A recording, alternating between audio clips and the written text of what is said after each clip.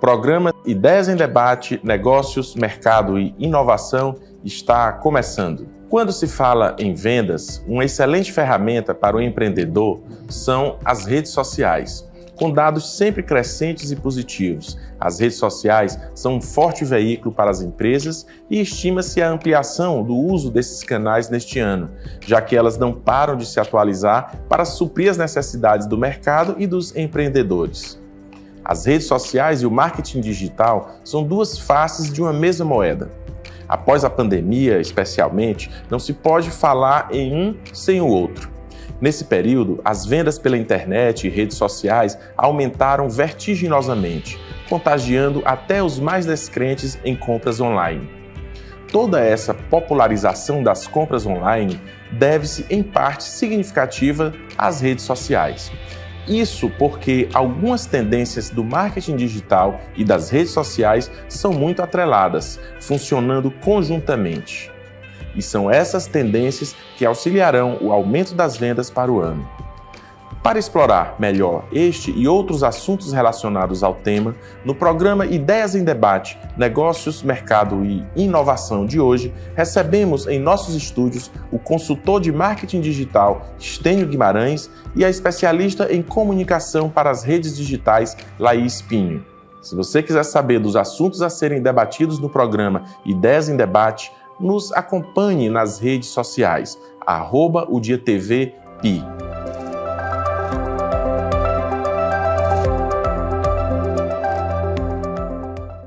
No programa de hoje, recebemos o consultor de marketing digital, Stênio Guimarães, e a especialista em comunicação para as redes digitais, Laís Pinho.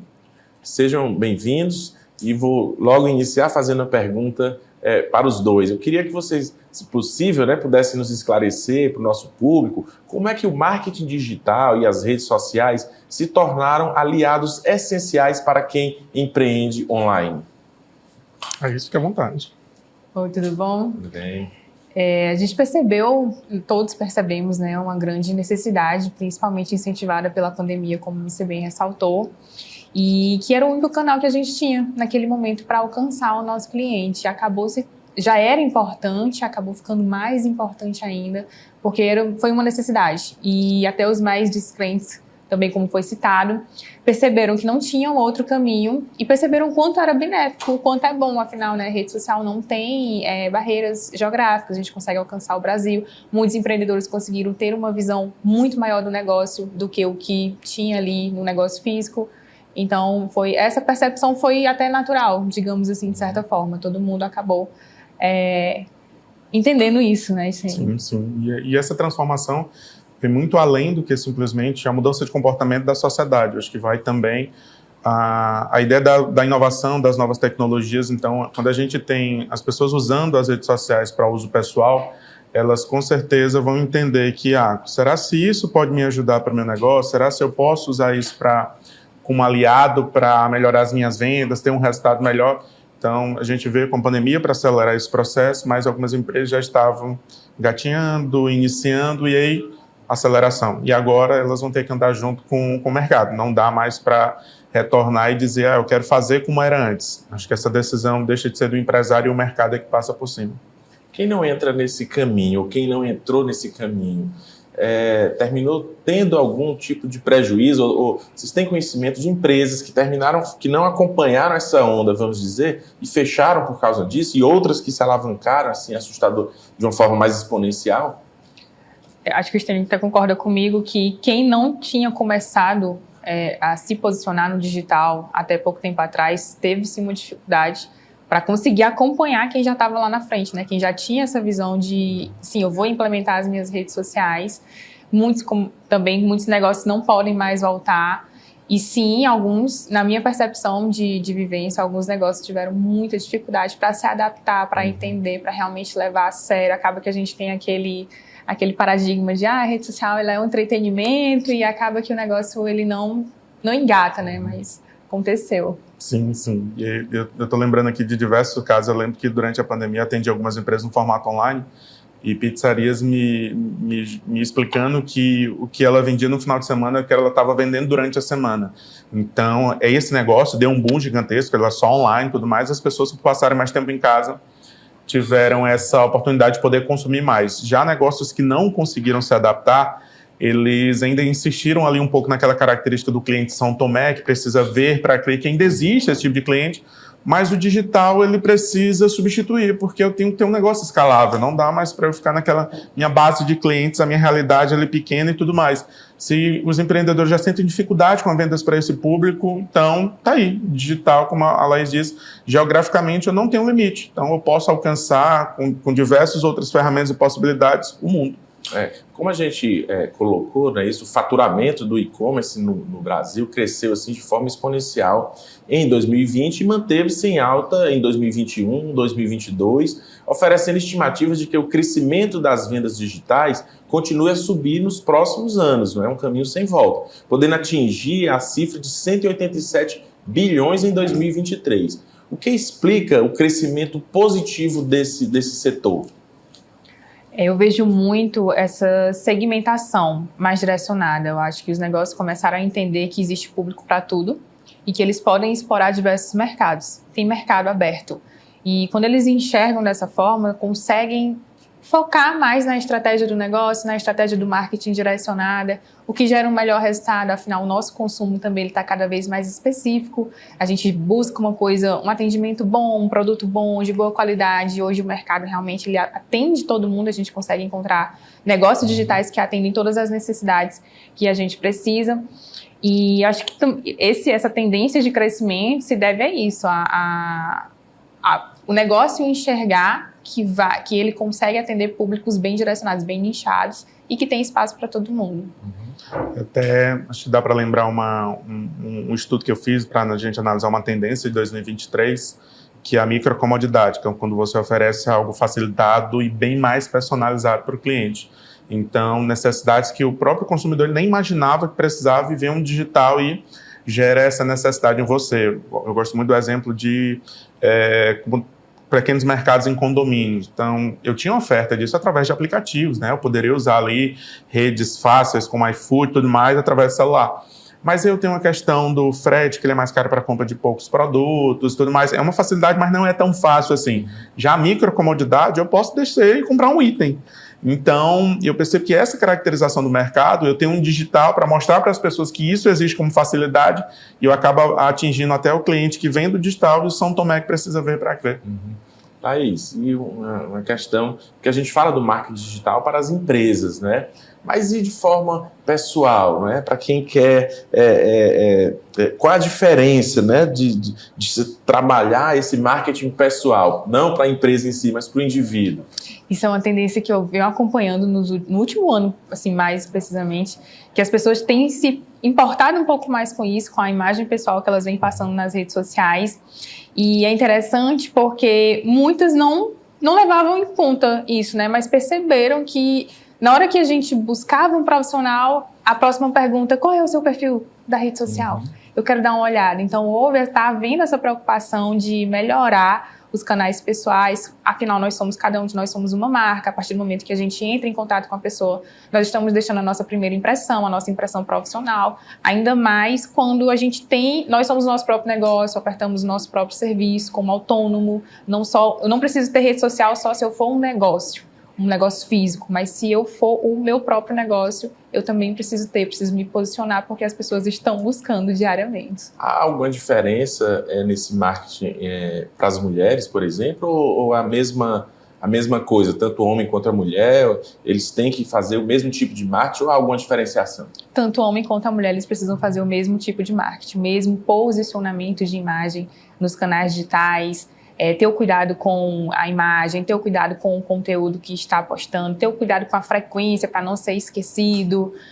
Tem pesquisas que falam que em 90 dias, se você não aparece na mente do seu cliente, ele acaba te esquecendo, né? Então, a rede social ela até vem para melhorar isso, né? Para melhorar a constância. Mas tanto o homem quanto a mulher os profissionais precisam ter os seus perfis, porque as pessoas estão em busca.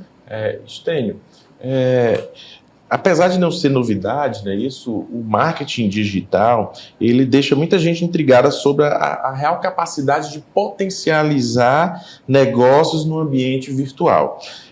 Com isso, nem todas as empresas e empreendedores autônomos investem em estratégias digitais, o que para a realização dos negócios, né, eles terminam sendo um prejuízo, não é isso? É um erro não investir nesse marketing digital, não potencializar essa marca? Tem até alguns fatores que a gente faz análise de por que o empresário não acredita no digital. Então, muitas vezes, o não conhecer é uma possibilidade que aí ele acredita que é algo completamente novo e aí fica um pouco desse medo e acaba retraindo. Não ter tempo, ele coloca isso como uma das justificativas, mesmo sabendo que ele pode priorizar essa atividade, que ele não possa executar, mas que ele contrate, terceirize, que outra pessoa possa executar. Medo de não ter controle dessas informações, né, da quantidade de pessoas. Eu não vou divulgar porque eu tenho medo se vai trazer muito cliente, eu não ter condições de atender, que até é um medo palpável, né? Ele ter essa preocupação de ter o negócio organizado e poder fazer essa relação, de ter essa melhoria. Mas o empresário que ele vive ali no meio, numa sociedade, com certeza ele teve contato com um outro negócio, com uma pessoa que teve, e aí eu acho que é uma semente sendo plantada na mente dele, de eu fiz a estratégia tal, teve uma pessoa que falou desse negócio de tráfego, que dá certo, que aumenta as vendas, ele começa a ser alimentado por essas informações até o ponto dele, se todo mundo está fazendo, deixa eu ir de uma forma mais profissional, porque muitos até fazem, né? Mas de maneira mais amador. O trabalho que a gente traz nas empresas, muita gente, é exatamente isso, é fazer essa virada de chave de um conteúdo, de uma forma com que ele trabalhava nas redes sociais, que era legal, trazia um resultado mediano, mas agora não, agora ele tem condições de potencializar e ter bons resultados de venda. Como é que a gente convence os empresários, né, as empresas, as grandes empresas, a fazer esse investimento? Eu vou ser bem objetivo, no bolso. Quando ele vê que o resultado traz retorno de aumento de faturamento, em vendas, ele não pensa duas vezes nisso. Então, quando você faz uma ação ali, que ele não precisou fazer um investimento, fez um trabalho orgânico, já teve um resultado, ele começa a perceber, então isso dá certo mesmo. Aí a gente começa a fazer esse trabalho, essa evolução, até o ponto de ele fazer um investimento, vou melhorar as fotos do meu produto, vou fazer um investimento nisso, vou contratar uma pessoa, uma influenciadora. Ele vê o resultado disso e ele começa, então dá certo. É a perspectiva do fazer acontecer dar certo para que ele possa continuar. E aqui estamos de volta aos nossos estúdios com o consultor de marketing digital Estênio Guimarães e a especialista em comunicação para as redes digitais, Laís Pinho. E aí, Laís, como já citamos anteriormente, muitos ainda não conhecem, tampouco entendem o potencial do marketing digital. Quando se fala do marketing pessoal, como a pessoa sendo profissional de qualquer área, sabe se está na hora de desenvolver um perfil profissional. Que a gente estava colocando antes, que você às vezes já faz alguma coisa legal ali, mas não é profissional. Então, como saber aquele momento, não é, de transformar ou de profissionalizar esse marketing digital pessoal ou da empresa, né? Por incrível que pareça, eu acho que a cobrança externa, né? Às vezes começa ali pelos amigos mais próximos que falam, nossa, mas como é legal o teu trabalho, poderia mostrar mais, poderia trazer mais um produto, poderia vender isso, por que você não vende isso? Vem uma cobrança assim de leve externa. Mas a hora que eu vejo que a pessoa precisa profissionalizar é quando ela cresce e ela não percebeu que ela cresceu. Eu costumo atender clientes diariamente que elas chegam com essa demanda. E que bom que elas chegam, porque elas já chegam assim, Laís, eu percebo que eu cresci, mas o meu perfil não me acompanhou. O que eu faço? E aí a gente começa toda essa transição de perfil pessoal para um perfil mais profissional, um cuidado com a imagem, um cuidado com o conteúdo, com o que ela quer passar de posicionamento, como ela quer ser vista, né? Em caso de profissional masculino, como ele quer ser visto. Então, há essa preocupação, essa mudança, mas o principal fator que leva a pessoa a perceber é uma cobrança externa. Até na hora, como eu falei anteriormente, até na hora de a gente estar conversando e eu apresento o meu trabalho e logo em seguida vem a pergunta, qual que é o seu perfil no Instagram? E aí a gente, melhor tu não me seguir porque não tá tão bom ainda. Então é o primeiro passo. É interessante porque e acho que talvez a dificuldade, porque quando você está sozinho, né, ali fazendo o seu próprio marketing pessoal, você tem uma determinada preocupação, mas você não sabe como atingir um outro público e também para corrigir aquilo que vai ser postado, né? O que deve ser postado. Você fica na dúvida, será que eu devo postar isso aqui? Será que isso vai atrair alguém para o público que eu quero atingir? Não é isso? Então fica toda essa... o assessoramento, ele termina sendo, de fato, essencial. Importante. Existe uma pergunta assim, será que eu estou fazendo certo? Será que eu estou fazendo errado? Sim. O que eu preciso fazer? E aí o profissional de marketing, o consultor, ele entra com esse papel de orientação. Muito bem. Nas últimas semanas, um assunto retornou também com destaque às esferas digitais. Eu queria trazer aqui para a nossa conversa, né? O futuro da sociedade com as intervenções tecnológicas foi colocado em xeque pelo chat GPT. E o marketing não ficou de fora. Esse novo recurso prevê a criação de textos e conteúdos que aprendem com o seu público e ajustam seus conteúdos para uma criação eficiente e precisa. Qual a perspectiva de vocês, como profissionais da área de comunicação e marketing, sobre esse tipo de inovação tecnológica? Como fica o fator humano nisso tudo? Porque muita gente falou de plágio, né, o autoplágio, enfim. Como é que vocês estão vendo esse chat GPT?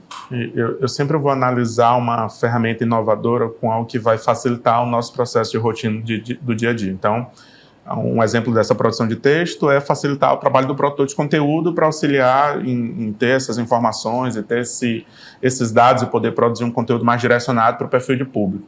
Agora, é saber usar essa ferramenta. Eu acho que, na minha perspectiva como profissional de comunicação, não adianta eu ter uma tecnologia, um sistema de inteligência artificial como é o ChatGPT, se ele não for bem mentorado, se ele não for bem assessorado, se ele não for usado da forma correta. Então, vai ser só mais uma ferramenta que eu acredito que o sucesso dela é exatamente isso. Nas mãos de pessoas corretas que fazem um bom trabalho, pode ter certeza que você vai decolar e poder fazer bons produções de conteúdo.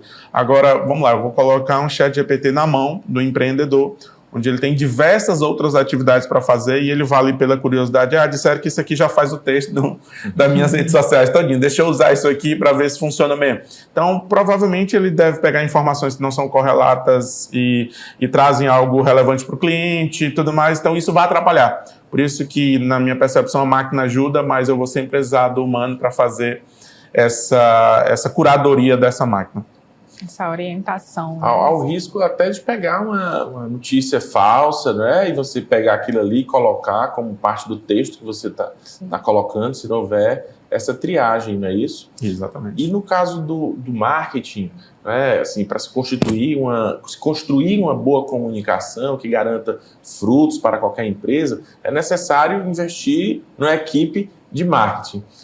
E aí, Stênio, como esclarecer, assim, como trabalha o profissional de marketing e que estratégias utiliza para impulsionar as vendas dos seus clientes? Porque tem muitas empresas ainda que não se dão conta da necessidade de ter esse profissional, não é verdade?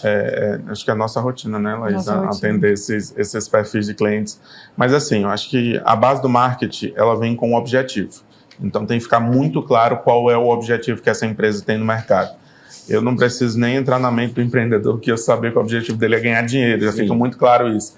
Mas o marketing ele não é simplesmente uma ferramenta que vai te auxiliar só exatamente para isso. Eu posso melhorar o posicionamento da minha marca, outra coisa, eu posso atrair pessoas, mas isso nem gerar resultado financeiro para a minha empresa. A gente, quando faz consultoria, adentra na realidade de muitos negócios, muitas vezes ele vende, mas tem perspectiva até de quebrar, porque ele não está organizado financeiramente e tudo mais. Então, o marketing precisa ficar bem claro o objetivo. E aí, se você tem ali, eu como empreendedor, quero contratar uma equipe, quero ter uma pessoa, um consultor, que seja para me auxiliar nisso, o consultor ele precisa tirar isso de você. Definido o objetivo, aí a gente vai desenvolver quais são as estratégias que pode ser trabalhado dentro da realidade daquele empreendedor. Porque na consultoria de marketing a gente entende muito o que é que o empreendedor pode. Porque trazer o sonho para coisas que você vai anunciar em lugar tal, você vai tudo, mas está fora do que ele pode. Então, precisa ser dentro da realidade daquele negócio. Aí ele vai sentir e avaliar os resultados disso. Então, acho que o empreendedor precisa do profissional de marketing ou do setor de marketing que traga essa perspectiva, deixando bem claro o objetivo, as estratégias vão ser trabalhadas. É como se a gente estivesse aqui determinando as etapas de um planejamento de marketing. Aí eu tenho uma análise desses resultados e o retorno da continuidade das atividades se deram certo, e se não deram certo eu vou precisar ou fazer um ajuste ou parar. E é fácil calcular, assim, depois que você investe no profissional de marketing, você pode comparar, não é isso, as próprias vendas dos seus produtos ou dos seus serviços, o aumento, e ver que isso vai compensar muito aquele investimento que você está fazendo naquele profissional. E é uma situação que a gente passa muito, que é a análise do ROI, né, que é o retorno por investimento. Sim. Então, se ele não fizer essa análise, muitas vezes ele vai trabalhar uma ação de marketing por achismo. Eu acho que melhorou, eu acho que deu certo. E o marketing não funciona dessa forma. O empirismo, ele desse jeito não dá certo. Eu preciso que seja dados, cálculos e análise do que era antes e o que foi, o que se tornou. Laís, o Instagram conta com aproximadamente 122 milhões de brasileiros que publicam vídeos e fotos, realizam lives, comunicam-se através do direct e, inclusive, divulgam seus produtos, seus serviços e suas empresas. Esses dados colocam o Instagram como a rede social mais utilizada para pesquisa, compra e avaliação de produtos. Levando isso em conta, quais são as especificidades para quem trabalha nessa rede? E como um profissional pode se tornar referência dentro da plataforma? Ótimo, o Instagram realmente tem se mostrado essa ferramenta incrível pelo dinamismo que ele apresenta, né, pela variedade de conteúdos que a gente consegue trabalhar vídeos, imagens, carrosséis de foto, lives, tem o direct, os comentários, todas as métricas que uma publicação oferta, então ele é muito dinâmico, que acaba abraçando todos os tipos de público. E aí, para eu conseguir, dentro dessa plataforma, me destacar, eu preciso também ter um diferencial, eu preciso ter um perfil bacana, ter o acompanhamento de uma boa estratégia de conteúdo. Hoje a gente cria conteúdos apoiados em uma estratégia. Então, o que eu quero para aquele momento? Qual é o meu objetivo? Como o Estênio bem colocou anteriormente, eu preciso saber o que eu quero. Se eu quero tudo ao mesmo tempo, eu não consigo abraçar tudo numa estratégia só. Né? Mesmo equilibrando, ainda assim eu tenho que definir um ponto específico. Então, se eu quero atrair mais pessoas, eu vou trabalhar uma determinada estratégia. Se eu quero trazer um público que tem maior consciência para a venda, eu vou trabalhar uma outra estratégia de oferta, de captação. Então, depende muito do que eu quero naquele momento para o meu perfil, para eu conseguir ter um sucesso. E ganhar destaque é conhecer o público, trazer assuntos que sejam de acordo com o que o público busca. Muitas das vezes a gente está ali navegando e a gente acaba encontrando posts que a gente olha e diz assim, nossa, parece que está falando para mim. Aquilo ali é um estudo bem detalhado do público e das dores. Então, quando a gente traz esse conteúdo que vai bem na dor do nosso possível cliente, a gente tem um bom resultado. E é interessante porque muitas vezes as pessoas fazem alguma postagem e ninguém vê, o público daquela pessoa não vê aquela postagem justamente porque ela colocou num horário que não era um horário que iria atrair aquele público. Então, é feito toda uma análise, né? Inclusive do horário que é melhor para você fazer a postagem, o dia para você fazer a postagem. Como é que funciona essa ciência? Porque termina sendo uma ciência, não é isso? Sim. Com certeza, baseado no público. E testes também, né? Acho que a gente usa muita ferramenta. Ele tem as informações dos insights, mas pelo menos as experiências que eu tive, quando você vai para aqueles insights, você faz os testes, percebe que não é aquilo, né? Tem dizendo quais são os melhores horários, eu faço os testes naqueles horários, mas eu não identifico o comportamento do meu consumidor, então eu faço um período de teste, aí eu posso ter, sei lá, algo mais concreto e dizer, o melhor horário para eu fazer postagem nesse dia é esse horário, o melhor dia. Então, a gente faz sempre essas interpretações baseadas no comportamento. Isso mostra que cada vez é mais essencial ter um profissional ali acompanhando e que entenda. E aí, Estênio, outra pergunta. Às vezes a pessoa ela tem dificuldade também de definir qual a plataforma que ela vai utilizar, qual a rede social que ela vai utilizar, é o YouTube, é o Instagram, eu vou para o Facebook. Então, e muitas vezes escolhe até uma plataforma errada, que não tem a ver com o seu público. Como é que se dá esse trabalho de escolha? Como é que funciona isso? Isso fica muito bem claro na determinação do seu público que você atua. Se eu não tiver essa determinação muito clara, até baseado na questão dos objetivos, eu vou estar usando todas as redes sociais e eu fico imaginando, cuidar de um Instagram dá muito trabalho. Imagina de um WhatsApp, de um Instagram, de um Facebook, de um TikTok, de um Kawaii, de um YouTube, de uma conta no Google. Então, são infinidade de possibilidades. Primeira coisa, na análise, eu vou estudar o perfil do meu público até tomar a decisão de, não, meu público é mais voltado para o infanto-juvenil, ele é mais ativo no TikTok, no Kawaii. Então, eu vou usar essas duas ferramentas como prioridade. Mas eu preciso ter uma relação mais direta com ele. Preciso de um WhatsApp Business, que é uma página comercial, para poder melhorar o meu relacionamento. Eu percebo que meu cliente faz bastante busca no Google, então eu já crio lá uma conta no Google Business, que é o perfil de negócio, e ainda crio um canal do YouTube para quando a pessoa pesquisar, melhorar a entrega do meu algoritmo de alcance. Então, são várias possibilidades que eu posso trabalhar. Aí eu tenho que determinar a base do público. Você traz a ideia do Facebook, eu tenho um perfil de público que são pessoas de mais idade. O Facebook, ele ainda é a porta de entrada de muita gente na internet. Então, tem muita gente que deixei de usar, o Facebook morreu, não usa mais. Não funciona dessa forma. O Facebook também testa muitas ferramentas dentro dele. Eu tenho um Marketplace, que é uma ótima ferramenta para a venda de produtos. Eu tenho um Grupos, que é uma ótima maneira de você criar comunidade na internet.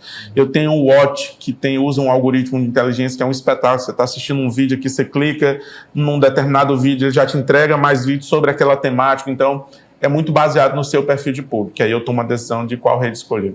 E dando continuidade ao nosso estúdio aqui com o consultor de marketing digital, Estênio Guimarães, que é especialista em comunicação para as redes digitais, Laís Pinho. E eu volto falando de uma pesquisa, marketing de influência no Brasil, realizada pelo Opinion Box em 2022. 77% dos internautas brasileiros seguem algum influenciador digital em suas redes sociais. Além disso, 55% das pessoas que seguem influencers já compraram por indicação desses profissionais. A tendência do marketing de influência deve crescer esse ano? De que modo as empresas podem se beneficiar dessa estratégia? Nós já compramos, né, por influenciadores. Na verdade, esse marketing de influência, ele vem de muitos anos, ele só era feito na televisão e passou para as mídias digitais, né? Se a gente lembrar, lá atrás tinha as modas das novelas e a gente, sim, né? Então veio desde aí.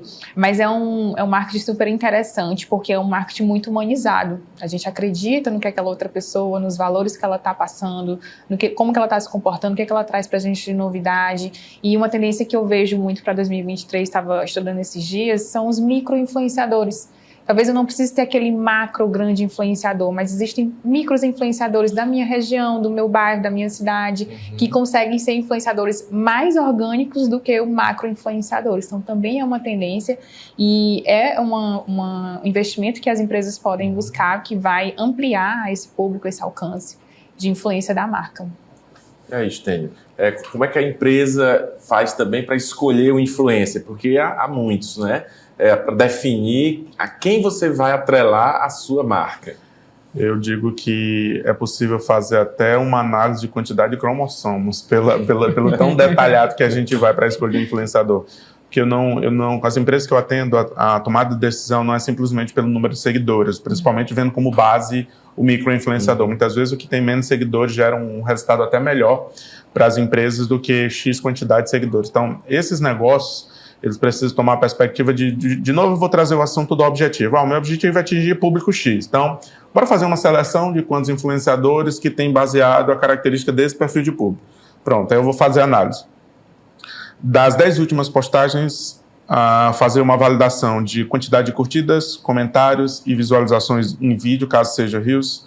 Eu vou fazer análise de seguidores, eu consigo fazer alguns testes para saber se essa página ela cresceu de forma orgânica ou não. Dá para identificar até se essa página os seguidores foram comprados. Então, são informações como essa que são de altíssima relevância para tomar a decisão de escolha de um influenciador. E, principalmente, acompanhar por, no mínimo, uma semana para saber se ele está alinhado com os mesmos valores. As mesmas bases que a empresa tem. Os mesmos valores. Tem diversas análises que a gente faz. Então, é a partir daí onde se tem a tomada de decisão de um influenciador. Não é eu pego tantos influenciadores, escolho esse porque tem mais seguidores.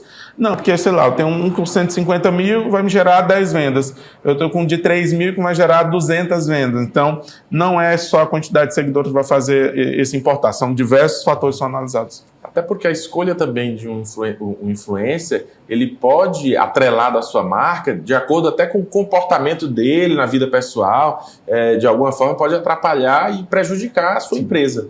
Tanto o aspecto positivo como o aspecto negativo. Né?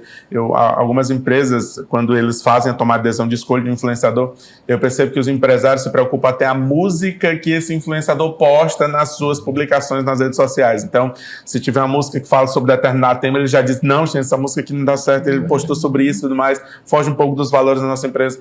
Então, é isso. Aí você imagina uma página onde um influenciador faz aquilo de um negócio e ele não tem essa orientação de entender que a escolha da música que ele faz numa postagem pode fazer com que ele consiga mais clientes ou até perder clientes. E isso é algo muito interessante, muito importante, porque, assim, pelo próprio momento até que a gente vive no país, de polarização, então isso aí, às vezes, você termina prejudicando por um lado, beneficia por outro, mas prejudica por outro lado, e a empresa fica sendo prejudicada. Bom, e da mesma forma que se planejam postagens em um blog, é preciso também ter um planejamento específico para as mídias sociais. A gente já tem visto isso aqui. E tendo isso em mente, como criar, então, um plano assertivo de mídias sociais? Como é que se cria esse plano, Laís, para a empresa, ou mesmo pessoal? Pronto, vamos lá. Acho que o primeiro ponto da gente criar um planejamento é a definição do objetivo, o que eu busco, a definição do público, quem é o meu público, a definição da estratégia, junto com o objetivo, tá? Já sei o que eu quero, como que eu vou fazer isso, qual a estratégia eu vou utilizar, micro-influenciadores, lives, canais diversificados, existem uma série de estratégias. Depois eu passo para a minha capacidade de frequência, constância e produção, porque não adianta eu trazer uma grande estratégia para um negócio que não vai conseguir executar aquela estratégia. Então a gente encaixa para o que aquele negócio consegue seguir.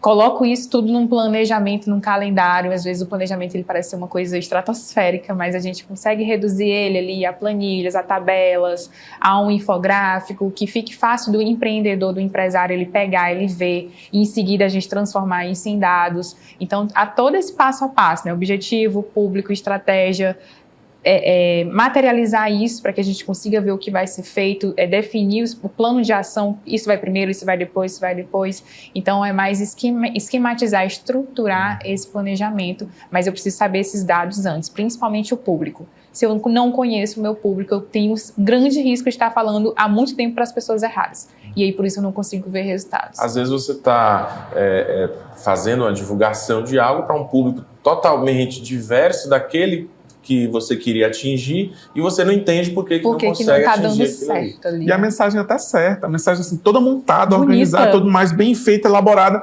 mas ele não resolve a dor daquela pessoa que está assistindo. Então aquilo é o famoso atirar para todos os lados e o público dele é o que menos que está recebendo essa flecha. E aí fica prejudicado, né? O e-mail marketing também é uma estratégia de comunicação entre marca e cliente. É isso, é importante a utilização do e-mail marketing e que as empresas, elas também disparam esses e-mails para fazer a divulgação de seus produtos e de seus serviços. Como é que se utiliza desse e-mail marketing? Hoje nós temos o problema também da LGPD, né, da Lei Geral de Proteção de Dados. Então, como é que funciona essa estratégia aí do e-mail marketing? Eu bato muito nessa tecla da LGPD porque eu acredito que não vale a pena a gente usar uma estratégia de marketing que era usada anteriormente, que é o marketing de interrupção. Eu estou ali com uma pessoa determinando um ato, executando uma atividade, vem uma informação que eu não preciso, nem busquei, não fui atrás, e ela chega para mim. E o e-mail, acho que ele é a base do que isso acontece. Quando você vai lá entrar na sua caixa de e-mail, como assim esse tanto de mensagem? Eu nem me cadastrei nessas empresas, como é que esse e-mail chegou? E aí, muitas vezes, você pode até estar precisando do produto, mas como eu não busquei essa informação, ele gera uma chateação. Então, o e-mail marketing funciona bastante, é uma ótima estratégia para você criar expectativa, lançamento de oferta, trabalhar uma data comemorativa, você pode fazer isso muito bem feito, sites com que tem o e-commerce conseguem fazer um bom trabalho disso, eu consigo criar relacionamento com o público, eu tenho diversos canais de me comunicar, eu uso o WhatsApp, eu uso as redes sociais, eu uso e-mail marketing, então ainda é útil, pode ser trabalhado, mas essa ideia de ficar comprando bancos de e-mail para enviar para todas as pessoas, de novo, a pessoa pode estar precisando do seu produto, mas se aquilo não foi permitido, aquilo gera uma chateação. Agora não. Eu botei uma estratégia bem legal, entrei lá no site, coloque aqui seu e-mail para receber novidades em primeira mão. A pessoa coloca, ela fica apreensiva, ela fica entrando na caixa de e-mail. Será que já chegou essa oferta? Será que já chegou essa novidade? Aí é um marketing de permissão. Agora, quando eu não faço dessa forma... Você tocou no outro ponto importante, que é a questão da resposta também da empresa. Porque, às vezes, quando você hoje manda uma mensagem para uma empresa por WhatsApp, tem atendimentos que você quer receber uma resposta imediata. Se ali demora 10 minutos, 15 minutos, 1 hora, você já descarta a empresa, você já entende que ali é um serviço ruim. Como é que funciona isso, Laís? Eu vou até, só isso que ele falou, você falou 5 minutos, 7 minutos, não, já tem mais isso não, bota menos, bora diminuir, a gente tem perfil de público, não consegue esperar 3, as pessoas não estão aguentando esperar o anúncio do YouTube, que demora 5 segundos, imagina esse tempo todo. Avançar anúncio, né? 2 minutos. A gente vive a era do imediatismo e a velocidade da internet trouxe essa impressão pra gente. E aí, a gente clica no botão, abriu a página. Clica no botão, abriu a página. Então, o que a gente espera quando abre uma conversa? Que eu mande a mensagem e a resposta chegue. Né? Então, é uma educação mesmo, assim, que a gente vem batendo na tecla do público, do empresário, conseguir trazer uma pessoa dedicada àquele atendimento, da gente conseguir até colocar, a gente veio com o ManyChat agora, né? Tava dando uma olhada. O ManyChat também é uma automação de resposta que a gente está conseguindo implementar nas redes sociais para eu agilizar essas respostas mais automáticas, mas ao mesmo tempo bem humanizadas. Mas é uma educação mesmo do público devido a essa geração imediatista que a gente está vivendo. E aí, assim, ou eu dedico alguém para fazer esse atendimento ou eu implanto algum tipo de script automático. Isso aí pode significar a perda de um cliente, né? Porque ele vai para outra empresa, manda, e se a empresa respondeu, ele já vai ficar com aquela empresa que respondeu em primeiro lugar. Eu li até um texto agora falando sobre a humanização no uso dessas ferramentas digitais, mas era uma pessoa que estava vendendo um robô de respostas. Então ele estava, a chamada dele é desumanize a sua empresa. Como assim você quer que eu desumanize? É porque ele quer que eu use automações em tudo. Mas na verdade o que ele quer é escalar a humanização. Ele não quer desumanizar a empresa. É um tema também muito interessante, muito importante de se debater. Mas o uso dos meios digitais se tornou ainda mais essencial para os negócios. A gente já tem visto isso aqui durante essa nossa entrevista, principalmente no momento em que estamos vivendo, não é isso? E alguns especialistas afirmam até que negócios que não têm presença digital devem sofrer muito no futuro. O programa, né, está chegando ao seu final. Você confere agora uma agenda com os principais eventos do segmento empresarial no Piauí. Acontece nos dias 31 de março e 1º de abril o evento B2B, Gestão para Gestores. Uma proposta imersiva voltada para gestores, empreendedores e empresários. O objetivo é trazer, em uma perspectiva prática, os principais aspectos relacionados à gestão de negócios. A rotina e agenda do gestor, a otimização do dia a dia do negócio e o foco no lucro sem perdas na qualidade. Esses são alguns dos tópicos que serão tratados na imersão. No dia 1º de abril será realizado em Teresina o curso O Poder em Ação, ministrado pela Master Coach e palestrante Ineide Costa. O curso se trata de uma imersão com o objetivo de colocar em prática os processos necessários para alcançar metas pessoais e profissionais. Durante o curso, Ineide Costa propõe a execução de ferramentas técnicas e exercícios baseados no livro O Poder da Ação, com foco em agir certo e massivamente, eliminando distorções, usando foco e comunicando vitória.